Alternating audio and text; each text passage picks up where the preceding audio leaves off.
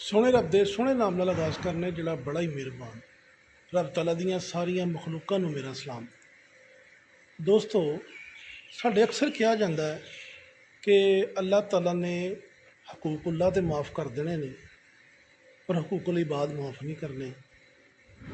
मैं ये कहना वा कि जे बंदा रब नालों वखरा हो जाए, यानी जे हकूकुल इबाद ते हकूकुल्लाह वखरे कर दईए तो फिर पिछे रह की जाता है।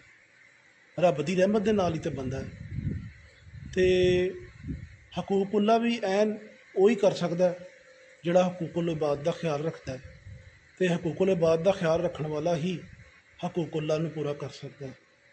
दोस्तों, बेसिकली मैं ये समझना मैं इन्हों वख नहीं करना चाहिए, क्योंकि बंदा जो कुछ भी है वो अपने रब की रहमत नाल आ। जे बंदे नूं रब तो वख कर दईए तो फिर पिछे कुछ नहीं रह जाता।